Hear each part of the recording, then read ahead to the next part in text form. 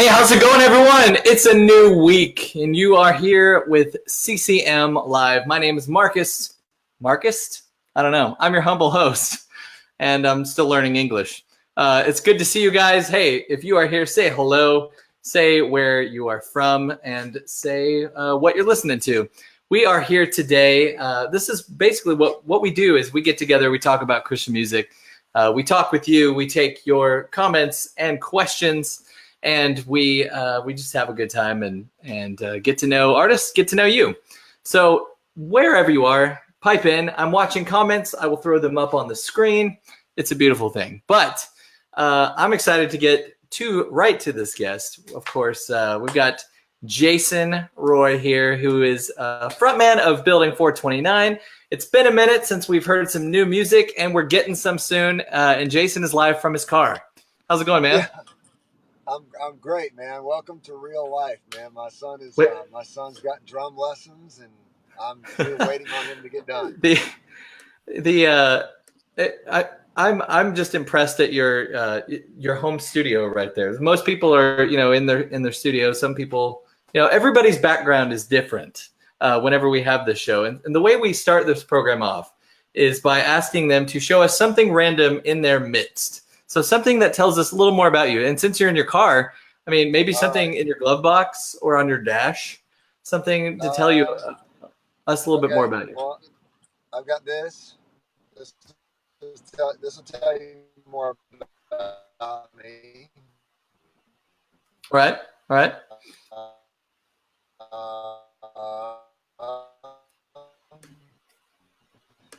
This right here is what I have to my wife and our. Things like that. All right, cool. And it's good to stay well hydrated, especially when you're a singer. So awesome. Hey, right.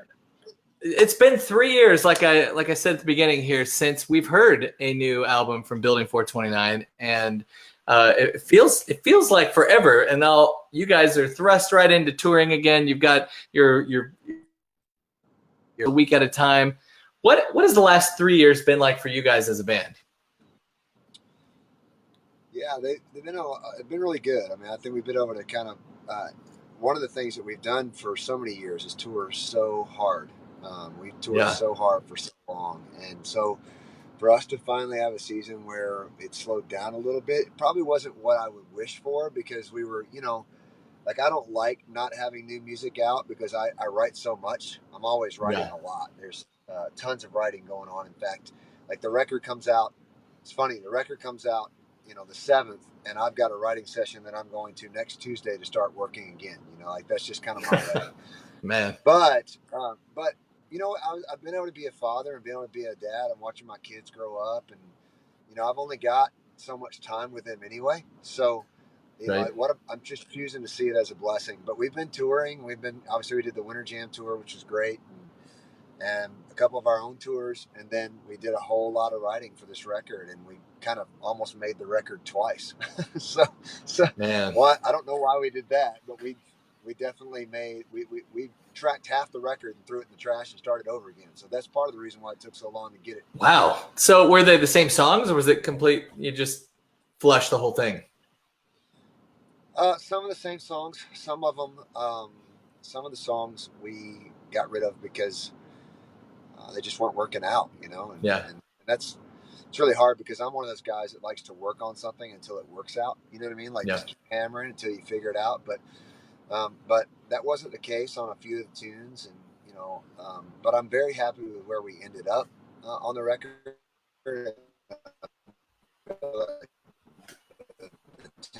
10 songs that people would hear are awesome. Obviously, I probably would like to share, probably will on the next record. But it just took a long time to get this one done. It's just, you'd think on our 9th record we'd know how to do it right. Well, maybe the longer you do it, the higher a standard you raise yourself to. I mean, that's it. That's what I'm going to say from now on. Well, the bar, it just keeps getting higher and higher. Just keeps getting higher. Was it hard to write? I mean, I would imagine, like, as you do what you do, and you've almost been doing this 20 years as a band. I mean, does it get harder to, like, to find the things to say, or to find to say them in a new way? Was it hard to write? Yeah, yeah, yeah, it is. I mean, because I think that sometimes there's a way that it needs to be said that will meet, um, the Christian music listeners where they are, and that can be a Yeah. little challenging after you've done it year after year after year, and you kind of like, how do you stay original and stay, interesting, and keep changing, shifting a little bit as human beings we want to do, and yet at Yeah. the same time keep it in a palette and keep it in a package that can be consumed by the people who love our music and have supported us to allow us to do this as musicians for so long. It is quite the challenge, and that's why it took so many songs, because I wrote a lot, but not all of them are really written in such a way that they can be digested by our listeners. And so, sometimes I have to have people around me who edit me and go, "Hey, probably that's really great, but probably for your solo record." Sure. Yeah. Yeah. Well, speaking of like side projects, last time I talked to you, I think it was at Hits Deep, a year and a half, 2 years ago, something like that. You talked about like the guys they all do side stuff, or a bunch of you guys do. What's the status on the other stuff you guys have been up to? Yeah, Jesse, our guitar player, is kind of I would call him a savant. I mean, he's just brilliant. He's one of the most incredibly talented people I've ever met in my life. And he has a side project called Heroes of Silence that he's always kind of tinkering with and working on. So he kind of works in that. Jesse and I both, we jumped in and scored a movie together, which was That's right. Yes. Yeah. That was a nice turn. Uh-oh, here comes my son. So let's see if he can be quiet. Oh, hey, he can talk too. We can talk to him. Oh, you want to talk to Avery too? I don't know if you want that. Here's the wild man himself. Avery, slide over, say hi. Hello. How's it going, Avery? Have a good day at school? Yeah. All right. Nice. What song did you just get done rehearsing? Communication Breakdown by Led Zeppelin. Oh yeah. They're training them up in the way that he should go. Absolutely. Oh man. So what was this, at school, or was this like guitar lessons, or what? Avery is in a thing called he takes lessons from a thing called School of Rock, and it's all these people who have degrees in music who teach. So he takes drum lessons, and he also takes guitar lessons, and in their show band.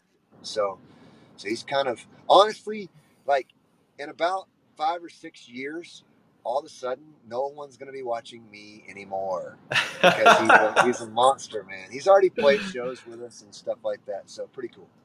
Man, that's what we want, is the next generation to be an upgrade of ourselves. That's cool. So, big upgrade. Well, as a dad, like, in music and stuff, I mean, is it something where like you're super stoked for him, but at the same time you're like, okay, but here's what you need to know. Like, here's what a life in music is, and I'm sure he knows, but yeah, I mean, he's sitting here listening to me, so I have to be. No, it's really cool, because if I impress him, I've done something that's really cool. Yeah, and because he is he really listens to just a huge array of music, and he consumes music the way that kids do. And that's really eye-opening for me, because I'm still like, go buy a CD and unwrap it and look at it and read all the liner notes. That's right. Yeah.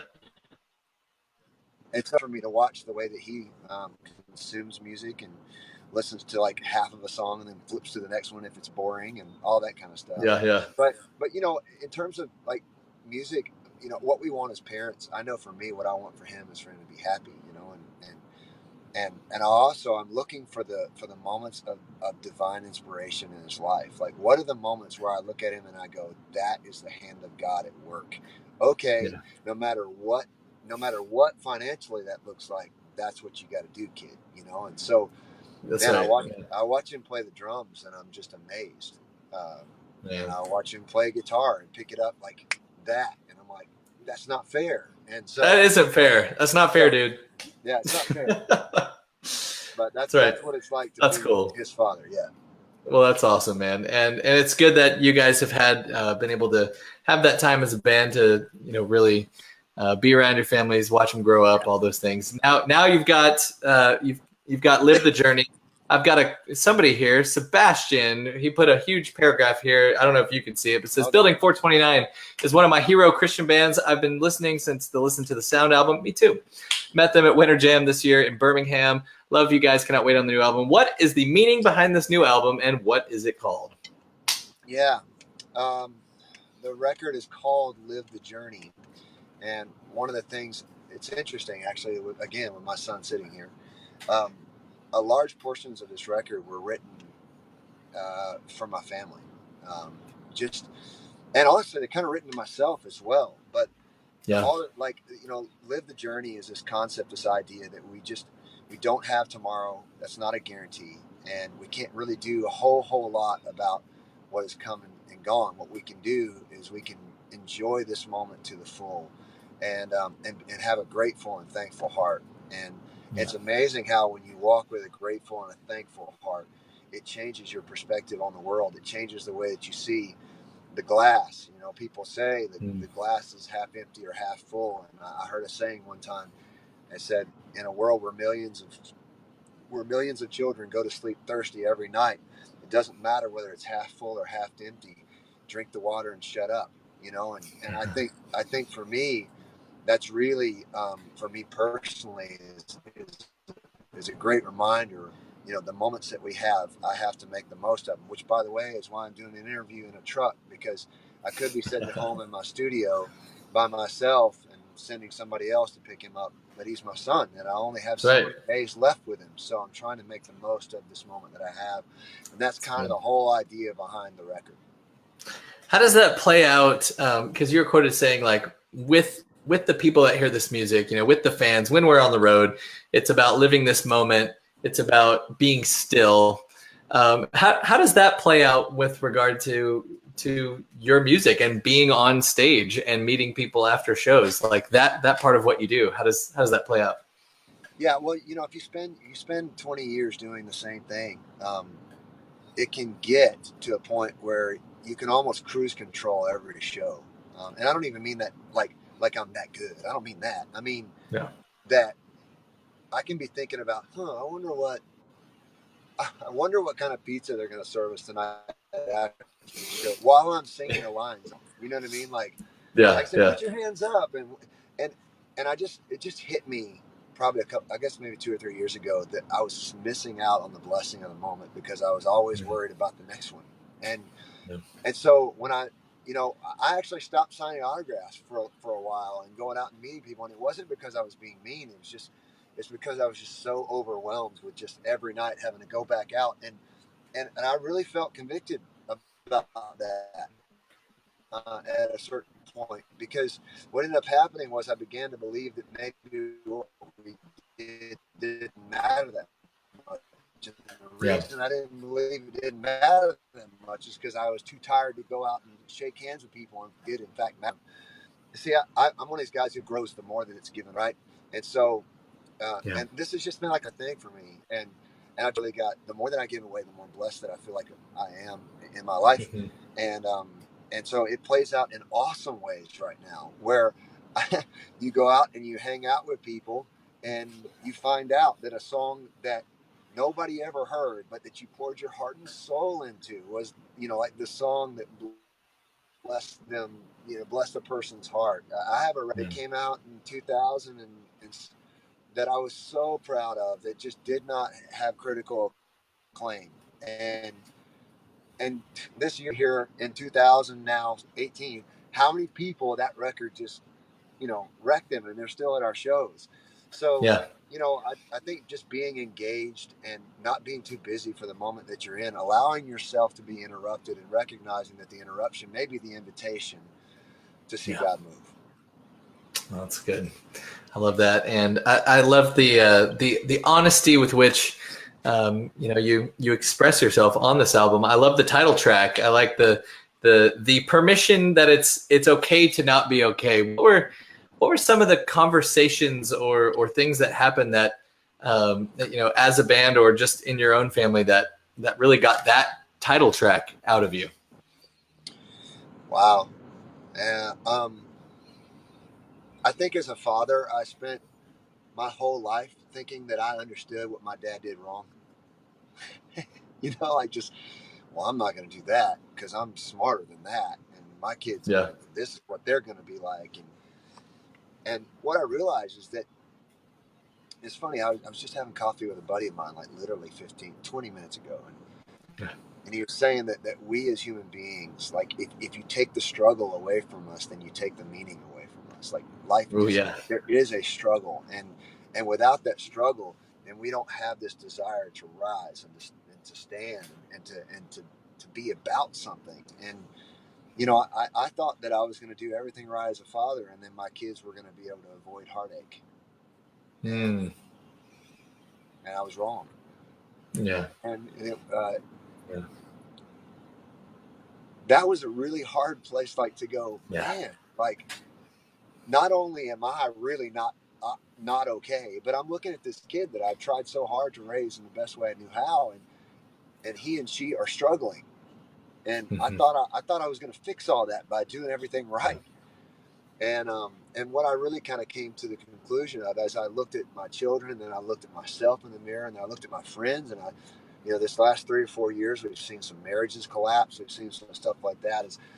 I've begun to realize that all of us are at some level struggling through this life. But I think that is that we hide that struggle, admit that we're not quite okay.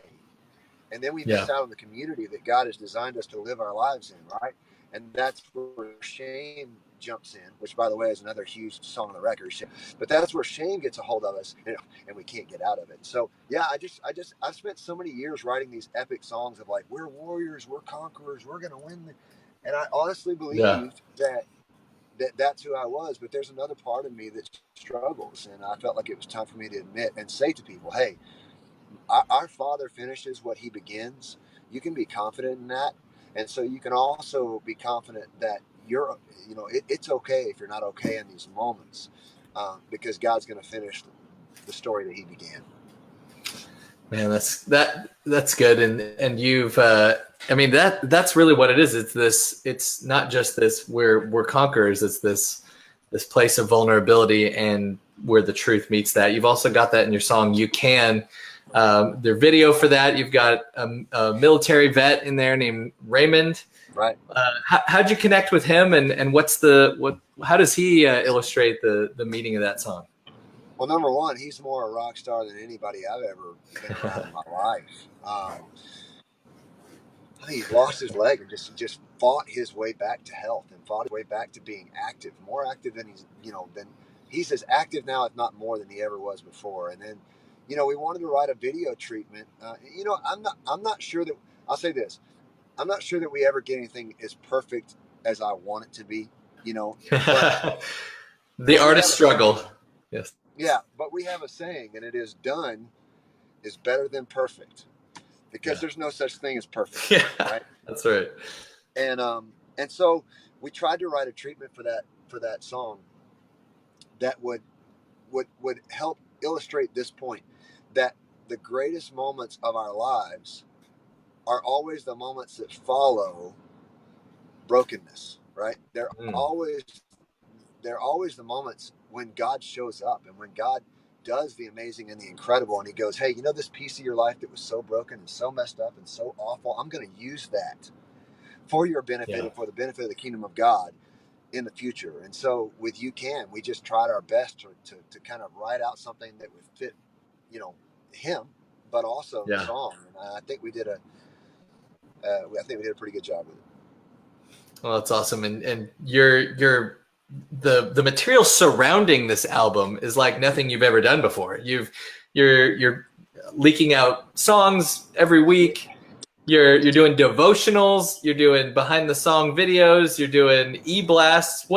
Talk about the vision for this project that is bigger than just the album. Yeah, I think that the one thing I don't want to do is I don't want to be cookie cutter, and I don't want to just vanilla things. which is always the struggle. That's always You the bet. struggle. I mean, Yes. and we just thought, you know what we need to do? We need to find a way to make sure that people understand that the 10 songs that we put on this record, they're not throwaways. Like that we Right. actually tried to write, 10 singleable songs, right? Now they're very different in their kind of, but and then on top of that, we wanted to show it to people in a way that's never been shown from us at least before. And so yeah, I decided to write a devotion for every song, and not just kind of here's what I was thinking, and then I actually dig into the scriptures and into the word and really give people like a true glimpse into what we were thinking when we wrote these songs. And then on top of that, to find a way to make it to where every week there's a reason for a person to come back and go, oh, what's the next thing? What's the next thing? And what's the next thing? And again, we don't know if it's the perfect way to say it. It's different. We always get outside the box, and it's cool to see people join us for the journey. Yeah, man, I love that. And so where do people get this? At your website, building429.com? Yeah. If you want to see the devotions, you can go to building429.com/devotion, devotions, I think. And every devotion's posted there along with links to every song. And you can go to Spotify, you can go to Pandora, you can go to Amazon Music, Apple Music, whatever, and you can listen to all of the songs. Every other song is downloadable because of the way that the system works right now. But obviously, the whole record comes together and is finished on September 7th. And so I've got my devotions I've got a big devotion. Actually, the song, in my opinion, the song of the record comes out this Friday. It's the one that I really want. I'm excited to see what people do with. I mean, but the song's called "The Same God," and I'm super excited about it. And awesome. And it's gonna be, that's the one I'm probably the most stoked about. And then guess what? A week later, boom, here we go. You know what I mean? Man, and you guys are already super busy in full album cycle form, or just regular Building 429 form, where you're touring. You're on tour right now. I mean, not right now, but you've been out on tour. You're about to do more. Tell us about your tour schedule. Yeah, we'll be doing a fall tour with our friends in a band called New Song and Citizen Way. We love Citizen Way. Great, sweet people. Yeah. New Song, they're the guys who do the Winter Jam tour. We just over the years become friends with them. Mostly, I'd say this too. I think they have done this for so long that, and this is a great word of advice for anybody out there who's trying to figure out what the next step in their life is. Find people who have done it longer than you and sit underneath them and learn and listen. And so we've been doing this 20 years now. So it's hard to find people that are older than us. Right. Anyway, so we'll do that. And then we're going to do, I don't know if I'm supposed to say this, but we're going to be doing a pretty large Christmas tour with a huge lineup. Awesome. That'll be announced soon. So nice. Okay, well, building429.com, of course, that's where you can find out about all that. I've got just a couple fan questions, then we'll let you take your son home and hear what he's learned. Sebastian wants to know, how can I get a hold of their independent albums before Glory Defined? Well, I've got all 4 of them. I have no idea. You have to get lucky on eBay. And to be honest with you, there may be a few people that have been in the band for a long time who might have been trying to buy them every time they came on eBay, so nobody would ever get their hands on the awfulness that was before. Oh no, they're buying them all up. All right, well, there you go. I don't want anybody to hear that. Good luck. The band's watching eBay. You got to be faster than them. Sorry, guys. That's right. Randy wants to know, how tough is it to keep that balance between road and family? You know who this is? This is Randy Miracle, and he's a rock star. I know. And I love Randy. It's been a long time since we've seen each other, but you're a kind, sweet man. He loves you. That's for sure. I would say that it's difficult, but one of the things that we just kind of decided, and it's actually been in the last few years because we toured so hard for so long, that we just got to a point where we decided that maybe the best thing we could do is if somebody needs time off, then they just need time off and they have to go and Yeah. be with their family. And so we have a little bit of freedom in that, but also we try when they want to go. My wife and my kids traveled with us for 7 years. So basically when I ask them if they want to go on the road, they're like, no, not at all. No.